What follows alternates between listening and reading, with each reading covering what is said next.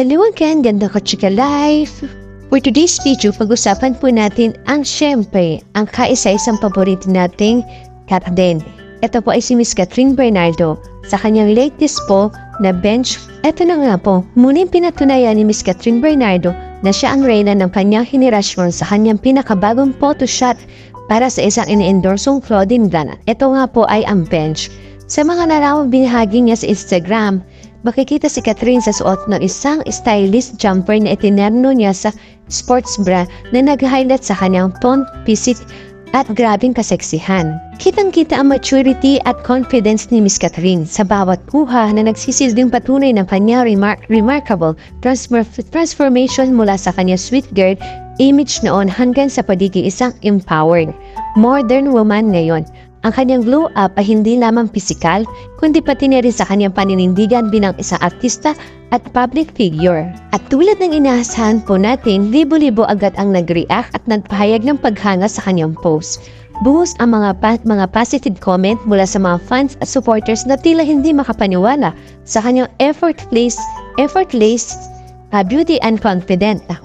May isa nga pong komento, ang kanyang comment ay "My forever teen queen kahit adult na.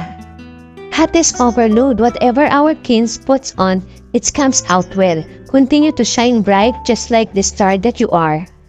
At ito rin po ang isang komento, "Wow, so pretty, parang hindi tumatanda, grabe." Mas nakakatuwa pa na marami ang nakapansin kung gaano kalayo na ang narating ni Miss Catherine Bernardo mula sa kanyang humble beginnings, mula sa mga pa-sweet roles sa TV at pelikula. Ngayon isang mature, respected actress na siya, na patuloy na ini-inspire sa minyong fans, hindi lang sa bansa kundi maging sa ibang bahagi ng mundo. Sa kabila ng kanyang katakasikatan, napanatili niya ang kanyang pagiging grounded na siya'y nagdadagdag pa ng kanyang charm. Isa na namang panalo para sa Miss Queen Cat na patuloy na naglalahat na may kumpiyansa sa kanyang sariling style at pagkatao. Totoo ko yan, walang duda. She's not just a queen, she's the queen of her generation. Samantala, dumako naman po tayo sa ibang showbiz balita. Trending ngayon ang Fiang JM Perfect Match. Pag-usapan po natin ang bagong trending po na love team. Ito nga po ang JM Fiang. Trending ang dance performance na JM Ibarra at Fiang Smith sa ASAP nitong January 12, ito naman pong linggo. Talagang inaabalan ng mga JM Fiang fans ang pagsayaw ng mga idol nila, kaya naman umaga pa lang ay trending agad sa social media platform na X ang JM Fiang Perfect Match. Puring-puri naman ng mga tetisin ang performance ng dalawa. The outfit, dance move, facial expression, damn always on point, say na isang ex-user. At ito rin po ang isang komento, totoo nga yung linya na a man will suddenly become a kid around a woman who has his heart by JM and Fiang. Dahil na po aminin natin, sa lakas ng tambalan ni na JM at Fiang ay every week na sila mapapanood sa ASAP. I always love Sunday, mas nadagdagan lang because of our JM Fiang. We will be seeing our mains on ASAP stage again. Pati nga ang mga behind the scenes ng kanilang rehearsal ay trending din, pati na ang TikTok video nila sa account ng ASAP. Abangan naman sa January 15, 2025 ang music video ni Miss Regine Velasquez na Wherever You Are, kung saan bida sina JM at Fiang. Samantala, marami pong nagtatanong kung may samamba ng loob si Paolo Abelino sa Star Cinema. Ito ang mga tanong ng netizen katunay sa binitawang cryptic message ng aktor sa ex na dating Twitter. Huwebes ng kahapon, January 9, 2025, nagpost si Paolo na makahulugang patama sa hindi pinangalanang film company. Ma-experience niya na hindi tumapos ng pelikula. Waring sarkastikong sa admin Mr. Paolo Abelino kalakip ng laughing emoji. Sa comment section, makikita na bahala ang fans ni Paolo at ni Kim Shu na kilala ang tambalan Kim and Pao na may unnamed na Kim Pao sa teleseryeng Linlang at Pinoy adoption ng What's Wrong With You ni Secretary Kim. Napagtagni ng fans na waring may kinalaman ang cryptic post ni Paolo sa inaasang pelikula ng Kim Pao, ang My Love Will Make You Disappear, na pre-produce ng Star Cinema. Ang Star Cinema ang film company arm ng ABS-CBN Studio. Noong December 23, 2024 sa premiere night kay Metro Manila Film Festival 2024 entry, and the breadwinner is lumabas ang teaser ng Kim Pao movie.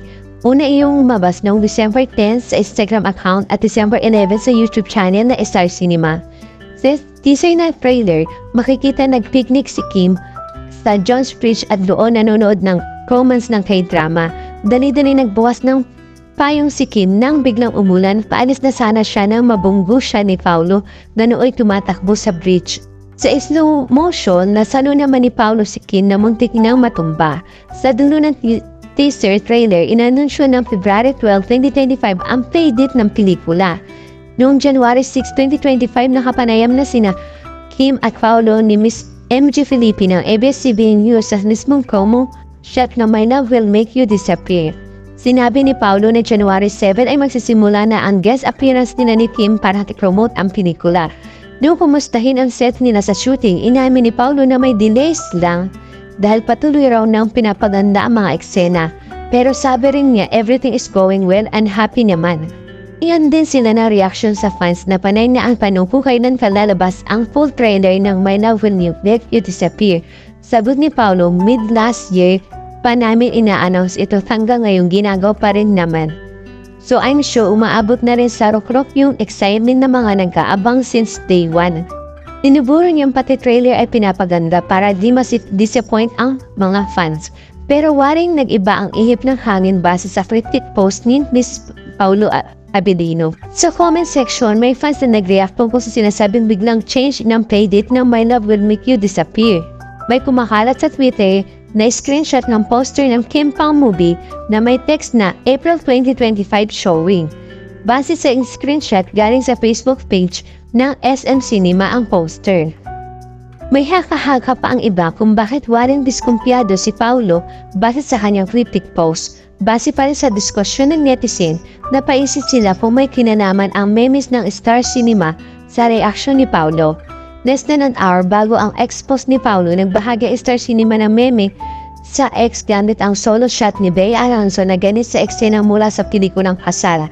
Sabi sa meme, yung nakasampung beses ka ng paliwanag tapos sasabihin niya pa rin, ha?